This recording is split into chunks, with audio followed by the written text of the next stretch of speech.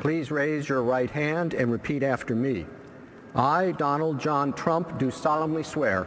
I, Donald John Trump, do solemnly swear that I will faithfully execute the office of President of the United States and will, to the best of my ability, preserve, protect, and defend the Constitution of the United States. So help me God. Congratulations, Mr. President.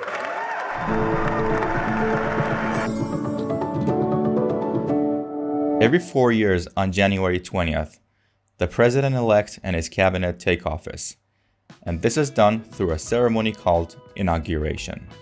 President-elect is the person who has been voted to be president but hasn't started work yet. The President's cabinet is a small group of the most important people in government. Take office means to start an official job. Inauguration is a ceremony where someone is officially put into an important position. In this case, the important position is the President of the US. So during this event, the President-elect takes the oath of office, officially becoming the President of the United States. Now, let me talk more about the cabinet. Not this cabinet, the President's cabinet. President's cabinet with a capital C. The cabinet comprises the Vice President and the heads of the 15 executive departments, who are all chosen by the President. Each of these executive departments oversees a key aspect of the country's governance. To oversee something means to watch, organize, and manage something. The Vice President of the US is the second highest executive officer in the US government, directly below the President. The heads of these executive departments are called Secretaries, except for the head of the Department of Justice, who is called Attorney General. Anyway, these are the 15 departments whose secretaries the President chooses. 1. Department of Agriculture oversees farming, forestry, and food safety. Forestry is the science of taking care of forests. 2. Department of Commerce promotes economic growth, trade, and technological development. 3. Department of Defense manages the U.S. Armed Forces and national security. 4. Department of Education administers federal education policy and programs.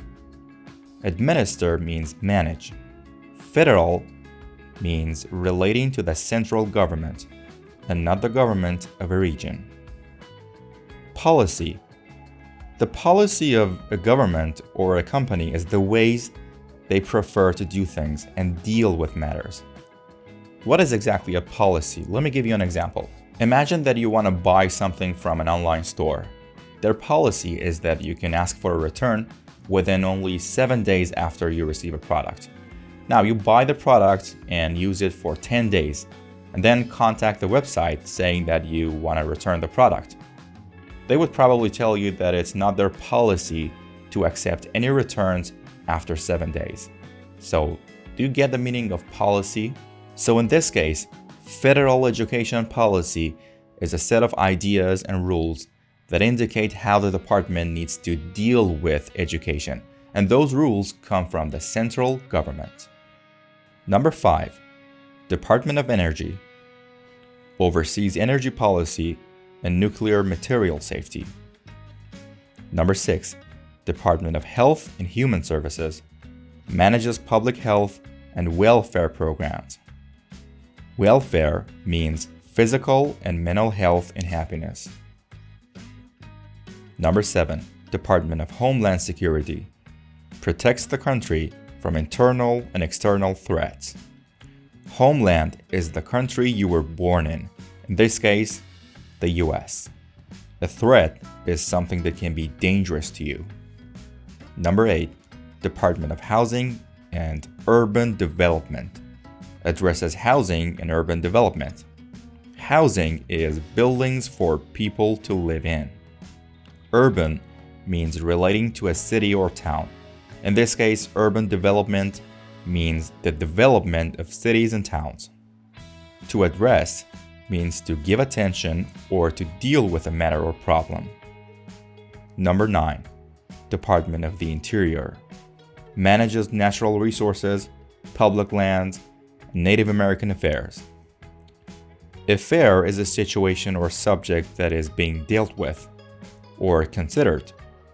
In this case, Native American affairs refers to the problems Native Americans deal with, the needs they have, and generally many things that are related to them. Number 10. Department of Justice. Enforces federal law and ensures public safety. Federal law is the rules that apply to the whole country. Remember the word federal, relating to the central government.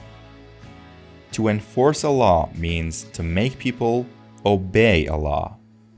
Number 11. Department of Labor.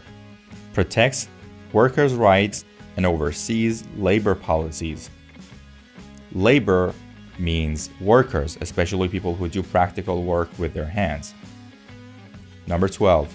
Department of State. Handles foreign relations and international diplomacy.